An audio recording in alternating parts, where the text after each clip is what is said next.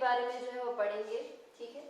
Mostly जितनी भी medicine होती है आप सब जानते हैं कि वो सारे जो है वो केमिकल्स होते हैं, तो केमिस्ट्री का जो है हमारी डे टू डे लाइफ में जो है वो काफी इंपॉर्टेंट रोल होता है, ठीक है।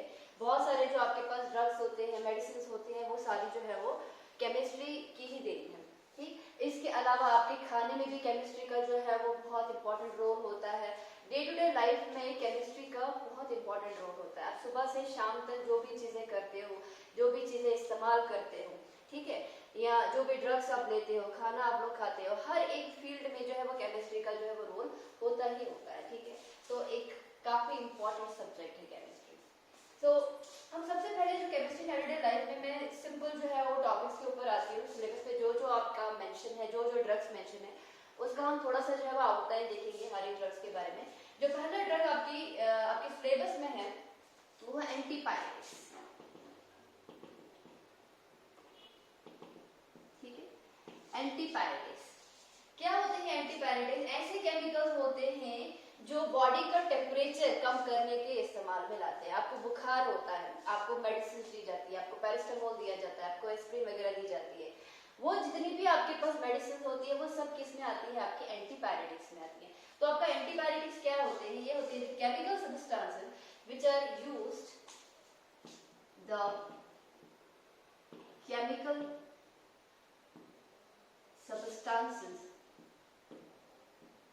which are used to bring down the body temperature. Body के टेम्परेचर को कम करने के लिए जो मेडिसिन हम खाते हैं, जो केमिकल्स इस्तेमाल किए जाते हैं, वो सारे किस में आते हैं? एंटीपायरेटिक्स में आते हैं। To bring down the body temperature in high fever, आप लिख सकते हो, इन हाई फीवर, ठीक है। हाई फीवर में टेम्परेचर को कम करने के इस्तेमाल में जो लिया जाता है वो होता है आपका एंटीपायरेटिक्स। जैसे आपके पास होता है एस्पिरिन, COOH OCOCH3, ठीक है, ये होता है आपका एस्पिरिन, ASPIRIN, ठीक है। इसके अलावा पैरास्टामोल जो है वो आपने जो आप लोग खाते होंगे जब भी आपको बुखार वगैरह होता है। पैरास्टामोल जो है उसका फॉर्मूला जो होता है यहाँ पे होता है NHC और पैरास्टामोल, ठीक है। तो ऐसे ड्रग्स जो बॉडी का टेम्परेचर कम करने के इस्तेमाल में लाया जाता है उसको हम क्या कहते हैं? उसको हम कहते हैं एंटीपायरेटिक्स। इसमें जो आपके पास एस्पिरिन होता है, एस्पिरिन बहुत कॉमन एंटीपायरेटिक है, ठीक है। लेकिन जो एस्पिरिन होता है उसकी हाइड्रोलिसिस से क्या बनता है? आपके पास सैलिसिलिक एसिड बनता है। सैलिसिलिक एसिड क्या होगा कि यहाँ पे आपके पास COH ग्रुप होगा, ठीक है। तो एस्पिरिन जो होती है क्योंकि उसकी रैपिड हाइड्रोलिसिस होती है और क्योंकि उससे सैलिसिलिक एसिड प्रोड्यूस होता है, वो सैलिसिलिक एसिड क्या करता है? ब्लीडिंग काज करता है हमारे स्टमक में। इसीलिए जो आपका एस्पिरिन होता है उसको हम जो है वो खाली पेट जो है वो नहीं खाते हैं, कुछ खाएंगे उसके बाद ही जो है एस्पिरिन का इस्तेमाल किया जाता है, क्योंकि खाली पेट जो है वो ब्लीडिंग होती है स्टमक की, ठीक है। नेक्स्ट है आपके पास एनाल्जेसिक। इस वर्ड से भी जो है वो आप काफी ज्यादा जो है वो वाकिफ होंगे। एनाल्जेसिक एनाल्जेसिक क्या होते हैं? They are used for relieving pain. Simple, chemical substances which are used for relieving pain। Pain को कम करने के लिए जो केमिकल्स इस्तेमाल किए जाते हैं उनको हम क्या कहते हैं? एनाल्जेसिक्स कहते हैं, ठीक है। Aspirin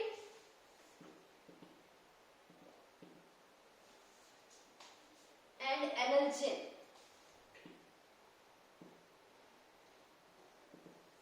act as both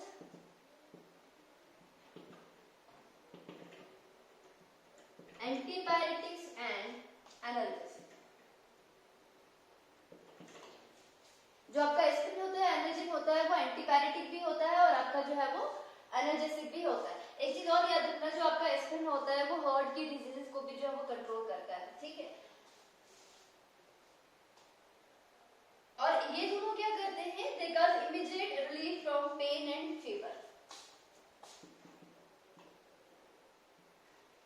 immediate relief from pen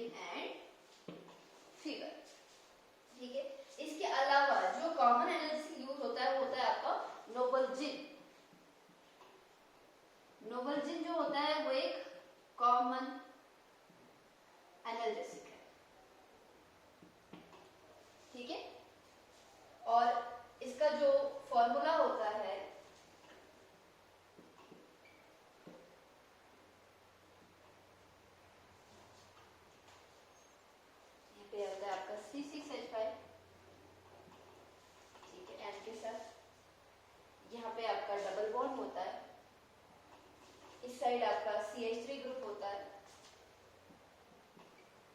और ऊपर वाले बॉन्ड में आपके पास जो है वो N, यहाँ पे CH3, यहाँ पे CH2, SO3, Na, ठीक है। ये जो मैंने आपके पास यहाँ पे बनाया, इवन यहाँ पे भी आपका N होता है और इस N के साथ CH3 जुड़ा होता है। ये आपका क्या आएगा, नोबल जिन, ठीक है। और नोबल जिन क्या कहा मैंने, नोबल जिन जो होता है वो एक एनाल्जेसिक होता है। इसके अलावा आपके पास जो है ब्यूटाजोलिडीन भी होता है,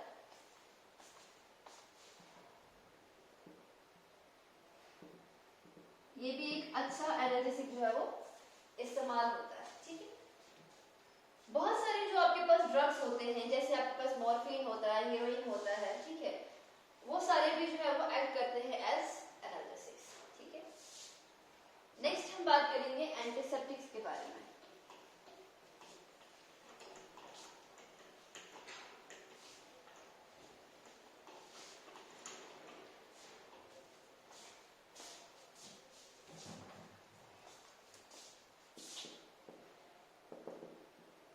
एंटीसेप्टिक्स, इससे भी आप वाकिफ होंगे। ऐसे substances which prevent the growth of micro organism और किल देम। देखो दो चीजें होती है, एक होता है आपके पास एंटीसेप्टिक और दूसरा होता है आपके पास डिसइंफेक्टेंट। एंटीसेप्टिक का मतलब होता है जो माइक्रो ऑर्गेनिजम्स को किल करे या माइक्रो ऑर्गेनिज्म की ग्रोथ को इनहिबिट करे, लेकिन एंटीसेप्टिक जो है वो लिविंग टिश्यूज के लिए हार्मफुल नहीं होते हैं, ठीक है। और दूसरे होते हैं आपके पास डिसइंफेक्टेंट। डिसइंफेक्टेंट क्या होते हैं, वो भी माइक्रो ऑर्गेनिज्म को किल करते हैं या वो भी उनकी ग्रोथ को जो है वो इनहिबिट करते हैं, लेकिन वो हार्मफुल होते हैं किसके लिए, लिविंग टिश्यूज के लिए। डिसइंफेक्टेंट में आपका फिनाइल वगैरह आता है, जो भी आपके पास जो है टायर्स वगैरह को क्लीन करने के लिए इस्तेमाल में लाया जाता है, या वॉशरूम क्लीनर होता है, ठीक है। जो भी आपके पास वो सारी चीजें होती हैं, वो जो होती है वो माइक्रो ऑर्गेनिज्म को ही किल करती है, लेकिन हमारे लिए वो क्या होती है, वो पॉइजनस होती है, उनको हम डिसइंफेक्टेंट की कैटेगरी में डालते हैं। इसके अलावा आपके पास बहुत सारी ऐसी चीजें होती है, जैसे आपके पास क्या होता है, डेटॉल वगैरह होता है, ठीक है, आपके पास आयोडीन होता है, वो सारी चीजें जो होती है वो एंटीसेप्टिक्स में आती हैं, क्योंकि वो भी माइक्रो ऑर्गेनिज्म को किल करती है, लेकिन वो हमारे लिए जो हार्मफुल नहीं होती है। डेटॉल क्यों इस्तेमाल करते हैं, आपने देखा होगा डेटॉल की एड में बोलते हैं कि जर्म्स को जो है ये किल करता है, माइक्रोब्स को वगैरह जो है वो किल करता है, ठीक है। तो एक किस्म का वो क्या होता है, एंटीसेप्टिक होता है, लेकिन हम उसको इस्तेमाल कर सकते हैं बिकॉज वो डेटॉल हमारे लिए जो है वो हार्मफुल नहीं होता है। इसके अलावा आपका आयोडीन होता है, आपका कहीं पे कट वगैरह लग जाता है, बॉन्ड्स वगैरह होते हैं, वहां पे भी आपका टिंचर आयोडीन जो होता है वो इस्तेमाल जो है वो लाया जाता है, वो भी जो है वो ऐड करता है एज एन एंटीसेप्टिक, ठीक है। तो क्या होगा antiseptic, certain substances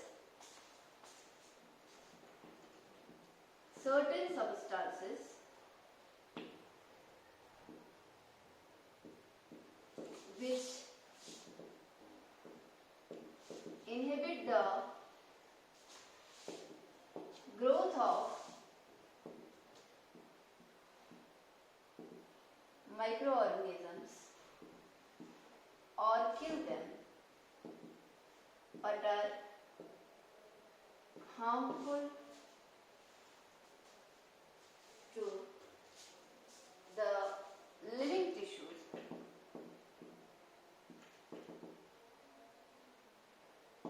are called antiseptics, ठीक है। एग्जाम्पल आपके पास क्या होगी, सपोज आपके पास है डेटॉल, ठीक है। इसके अलावा जो है आपके पास होता है, जो डेटॉल होता है ना वो किसका मिक्सचर होता है, ये टर्पिनॉल,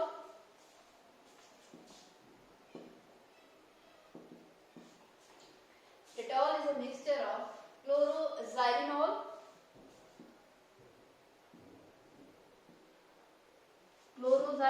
एंड टर्पिनॉल, इन दोनों का मिक्सचर होता है आपका डेटॉल, ठीक है, जो एक्ट करता है एज एन एंटीसेप्टिक। इसके अलावा बाइथायोनल, ये भी आपके पास एक एंटीसेप्टिक होता है, ठीक है, जो मोस्टली जो है वो सोप्स में जो है वो इस्तेमाल किया जाता है। इसका मैं फॉर्मूला भी लिख देती हूँ,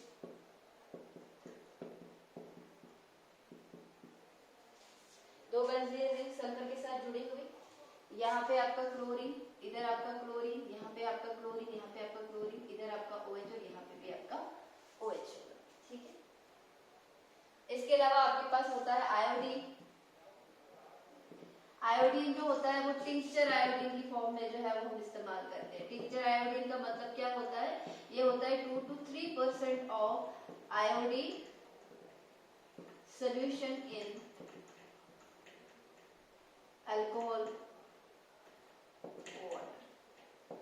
ठीक है, आयोडीन को पानी और अल्कोहल में लगाओ, 2 से 3% बनाओ, उसको आपके पास वो क्या बनेगा, आपके पास वो आपके पास बनेगा टिंचर आयोडीन। इसके अलावा हाइड्रोजन पेरोक्साइड H2O2 ये भी एक्ट करता है आपके पास एक एंटीसेप्टिक। ये मैंने आपको जो है 11th क्लास में जो है वो यूजेस ऑफ हाइड्रोजन पेरोक्साइड भी बताया था। ठीक है, नेक्स्ट है आपके पास, इसी के आगे लिखवा देती हूँ disinfectants.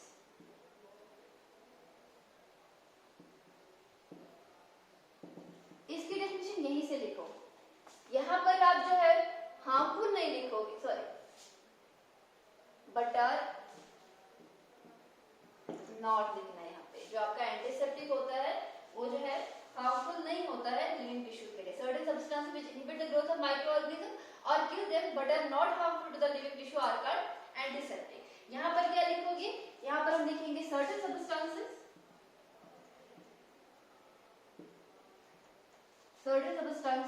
which inhibit the growth of microorganisms or kill them but are harmful for living tissue. जो हार्मफुल होते हैं लिविंग टिश्यूज के लिए वो कहलाएंगे आपके डिसइंफेक्टेड। जैसे आपके पास क्या होता है, फॉर एग्जांपल फिनोल होता है, सल्फर डाइऑक्साइड होता है, क्लोरीन होता है, chlorine act as disinfectant in water. ठीक है, ये सब आपके जो है वो डिसइंफेक्टेंट कहलाते हैं। लेकिन ये जो आपके डिसइंफेक्टेंट होते हैं, ये जो आपके पास जो केमिकल्स होते हैं जो किल करते हैं माइक्रो ऑर्गेनिज्म को, वो हमारे लिए क्या होते हैं, थोड़े से डेंजरस होते हैं। ठीक है, ये हो गया आपका डिसइंफेक्टेंट भी और एंटीसेप्टिक भी।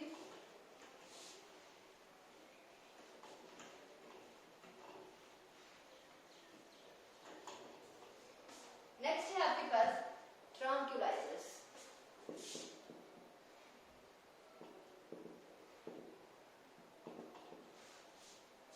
मेंटल स्ट्रेस को रिलीव करने के लिए वो जो इस्तेमाल की जाती है केमिकल्स, किसी को डिप्रेशन होता है तो उसको जो है जो डॉक्टर रिकमेंड करता है कोई मेडिसिन वगैरह, वो किस में आते हैं, आपके ट्रांक्युलाइजर्स में आते हैं। ये एक्चुअली क्या होते हैं, स्लीपिंग पिल्स होती हैं। ठीक है, ये मेंटल जो आपके पास स्टेबिलिटी होती है उसको जो है वो मेंटेन रखते हैं। ठीक है, तो ये क्या होते हैं, there are substances which are used for the treatment of stress and mental diseases. Chemical substances which are used for the treatment of stress and mental disorder। ठीक है, तो किसी को मेंटल डिसऑर्डर होता है तो उसको जो है ये ट्रांक्युलाइजर्स जो है वो दिया जाता है। इनको हम साइकोथेरेपेटिक ड्रग्स भी कहते हैं। एग्जांपल आएगी आपके पास बार्बिटूरेटिक एसिड।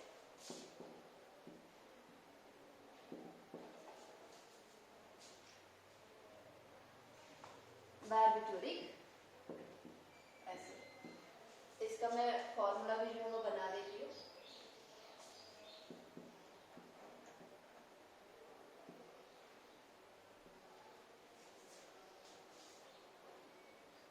इधर आपका NH double bond O double bond O double bond O और यहाँ पे भी आपका NH होगा। ठीक है, ये बना आपके पास बार्बिटूरिक एसिड और इसके डेरिवेटिव्स जो है वो भी आपके जो है वो ट्रांक्युलाइजर्स में जो है वो आते हैं। नेक्स्ट है आपके पास एंटीमाइक्रोबियल्स।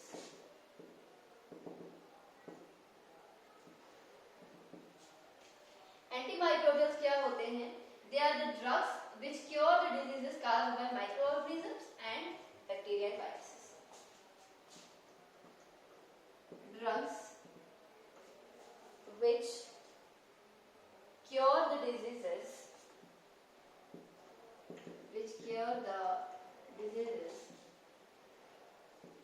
caused by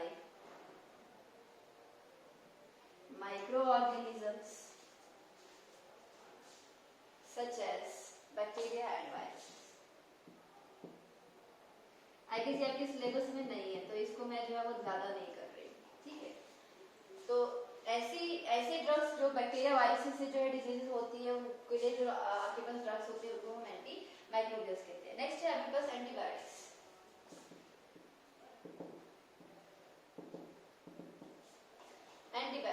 एंटीबायोटिक्स क्या होते हैं?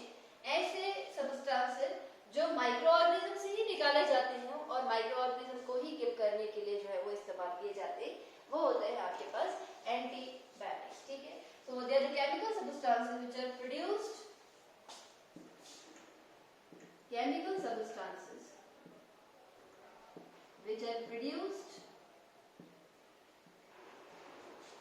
by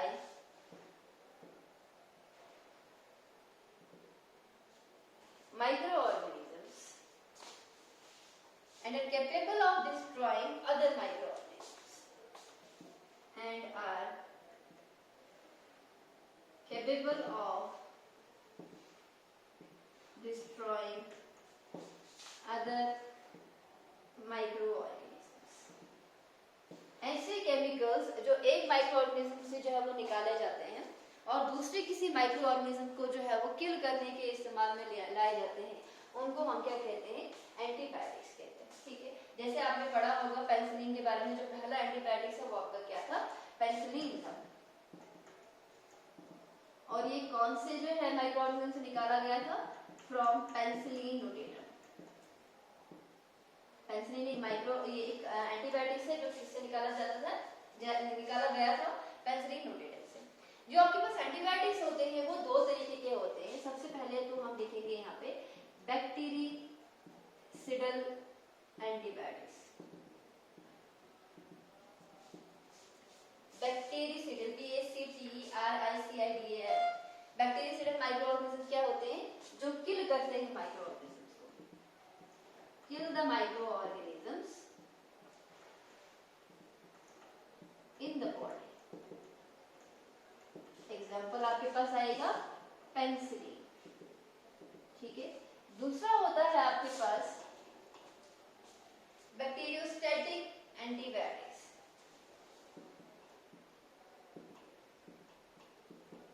बैक्टीरियोस्टैटिक एंटीबायोटिक क्या होते हैं? ये किल नहीं करते बल्कि इनहिबिट करते हैं, inhibit the growth of micro organisms, inhibit the growth of microorganisms, ठीक है। एग्जांपल आएगा यहाँ पे एरिथ्रोमाइसिन।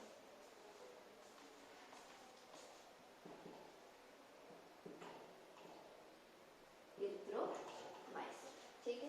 तो एंटीबायोटिक्स क्या होते हैं? ऐसे केमिकल्स जो माइक्रो ऑर्गेनिज्म से प्रोड्यूस होते हैं और माइक्रो ऑर्गेनिज्म को ही किल करने के इस्तेमाल में लाए जाते हैं। जैसे आपके पास पेनिसिलिन होता है, दो तरीके के होते हैं। बैक्टीरियोसिडल होता है आपके पास, बैक्टीरियोस्टैटिक होता है। बैक्टीरियोसिडल जो होते हैं वो कंप्लीटली डिस्ट्रॉय करते हैं माइक्रो ऑर्गेनिज्म को, और बैक्टीरियोस्टैटिक जो होते हैं they inhibit the growth of micro organisms. Next है आपके पास एंटीहिस्टामिन्स।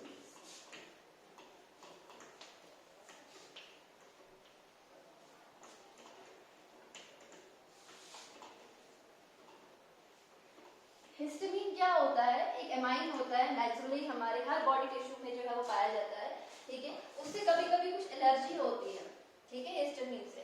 उसी हिस्टामिन से जो एलर्जी होती है उसको प्रिवेंट करने के लिए आपके पास एक केमिकल आता है जिसको हम एंटीहिस्टामिन्स कहते हैं। एंटीहिस्टामिन्स तो क्या होते हैं ये antihistamine? They are the amine which are used as drug. The amines which are used as drugs to control the allergic effect produced by histamine. To control the allergic effect produced by histamine. Histamine से क्या होता है? Histamine naturally हर body tissue में जो है वो पाया जाता है, ठीक है। और इस हिस्टामिन से कभी कभी जो है क्या होता है, कुछ एलर्जिक कंडीशन आ जाती है, जैसे आपके पास नेजल डिस्चार्ज होता है, आप कभी कभी जो है वो खांसी आ जाती है, आप कभी कभी जो है वो स्नीजिंग आ जाती है, ठीक है। तो ये सारी जो चीजें होती हैं, इन्फ्लेमेशन, इचिंग, इरिटेशन, अस्थमा, ये सारी चीजें जो होती है हिस्टामिन की सेक्रेशन से होती हैं। और इस हिस्टामिन की सेक्रेशन से जो एलर्जिक इफेक्ट होता है, ठीक है, जो मैंने अभी एलर्जिक इफेक्ट आपको बोला, इरिटेशन बोला, नेजल डिस्चार्ज बोला, स्नीजिंग बोला, अस्थमा बोला, ये सब हिस्टामिन की प्रोडक्शन से होता है। हिस्टामिन हमारी बॉडी के अंदर जो है वो पाया जाता है, ठीक है। जब हिस्टामिन की सिक्रेशन होती है तो आपके पास कुछ एलर्जिक इफेक्ट होता है कई मतलब ह्यूमन बींग्स में, तो उसको कंट्रोल करने के लिए कुछ ड्रग्स जो है वो हम लेते हैं, उनको हम क्या कहते हैं, एंटी हिस्टामिन कहते हैं, ठीक है। एग्जांपल है आपके पास डाइफिनाइल हाइड्रामीन, फॉर एग्जांपल डाइफिनाइल हाइड्रामीन, ठीक है। अगर हमें इसका फॉर्मूला लिखना है,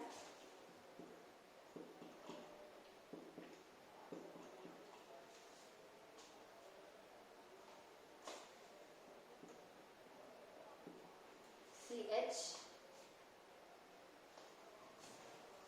O CH2 CH2 N, यहाँ से CH3 और यहाँ से CH3, ये है आपके पास डाइफिनाइल हाइड्रामीन। दूसरे है आपके पास प्रोमिथाजीन,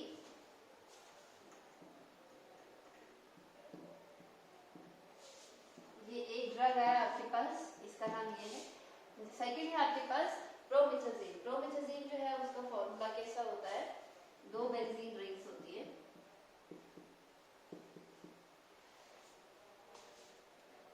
इन दोनों को इस साइड जो है वो अटैच करता है आपका सल्फर, और इस वाली साइड जो है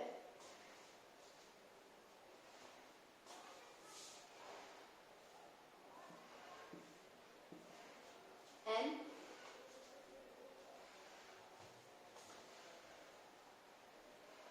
यहाँ पे आपका सल्फर,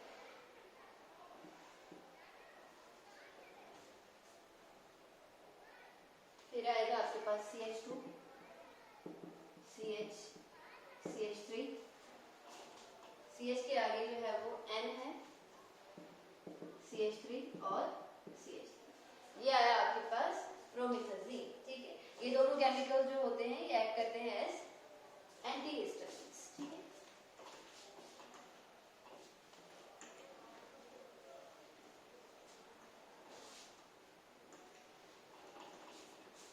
नेक्स्ट है आपके पास एंटासिड्स।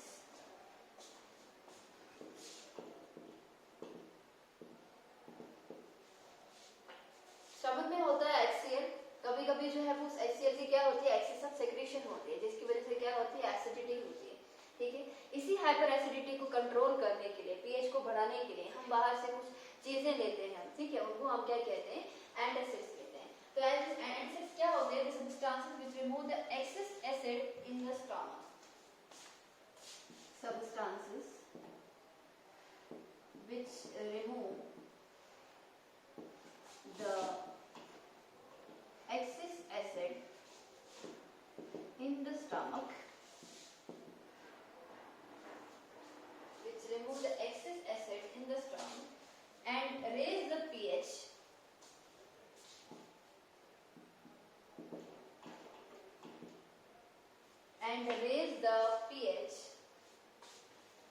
to appropriate level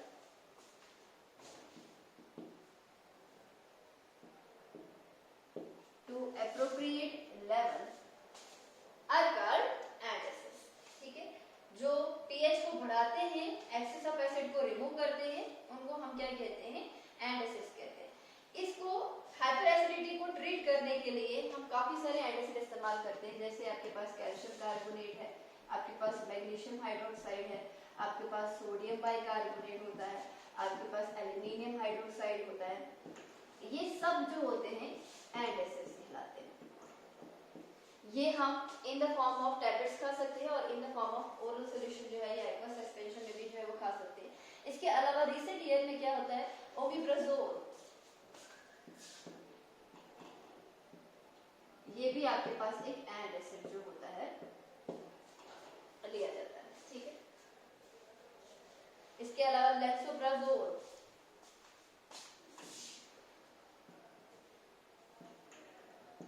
ये दोनों जो है एंटासिड जो है वो रिसेंटली इनको भी एंटासिड जो है वो डाला गया है, ठीक है। नेक्स्ट है आपके पास anti fertility drugs.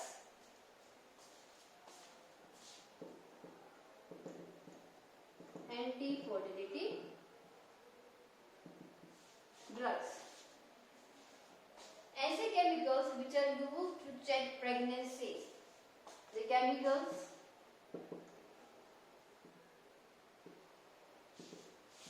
which are used to check pregnancy in women are called anti-fertility drugs, ठीक है।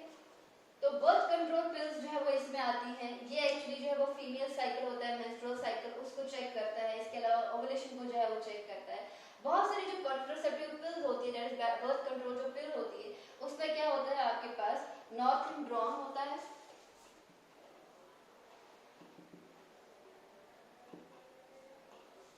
नॉर्थेंड्रॉन एंड इथाइनाइल एस्ट्राडियोल।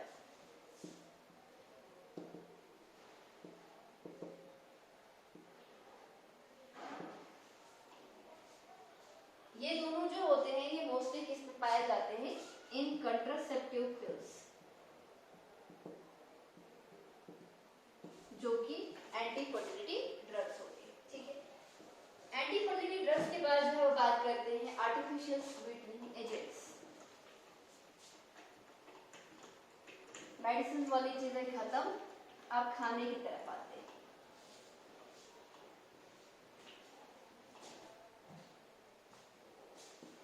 आर्टिफिशियल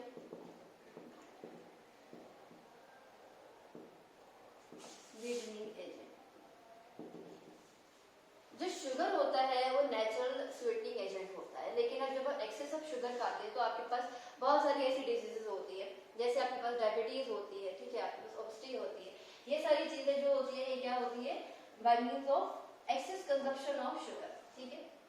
इसी शुगर को अवॉइड करने के लिए हम जो है वो आर्टिफिशियल स्वीटनिंग एजेंट का जो है वो इस्तेमाल करते हैं, जो ज्यादा स्वीटर होती है शुगर से, ठीक है।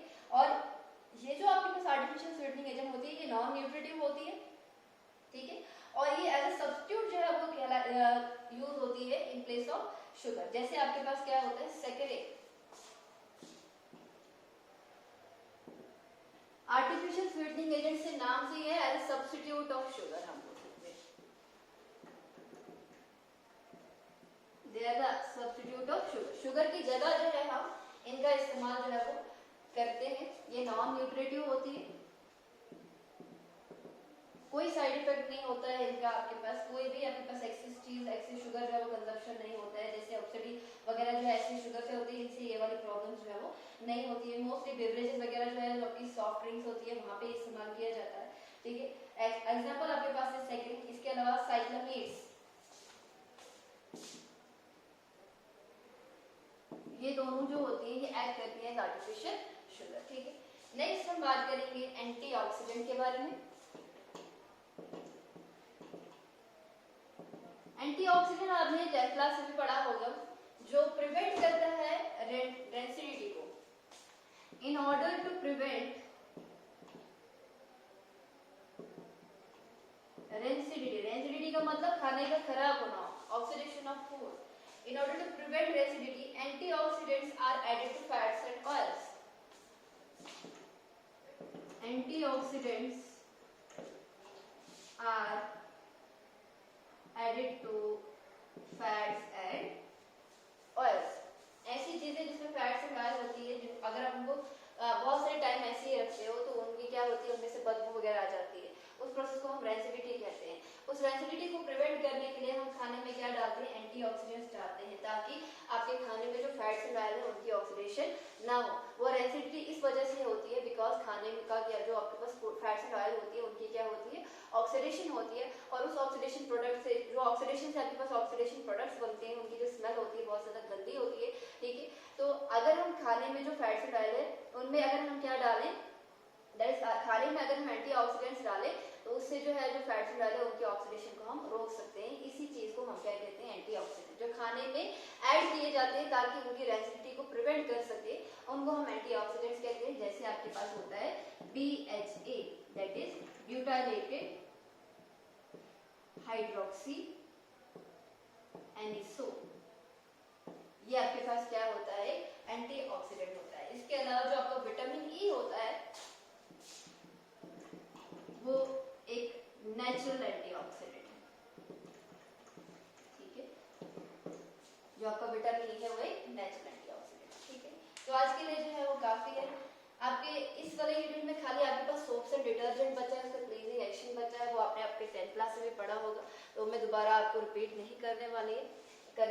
तो इस यूनिट में जो है वो इतना ही था कि कुछ मेडिसिन का हमने यूज देखना था, कुछ एग्जांपल्स देखनी थी। फूड वे के एग्जांपल है, खाली मैंने सोप्स एंड डिटर्जेंट्स जो है वो यहाँ पे नहीं पढ़ा बिकॉज आपने वो जो है अपनी 10th क्लास में पढ़ा होगा, ठीक है। तो ये था आपका केमिस्ट्री इन एवरीडे लाइफ।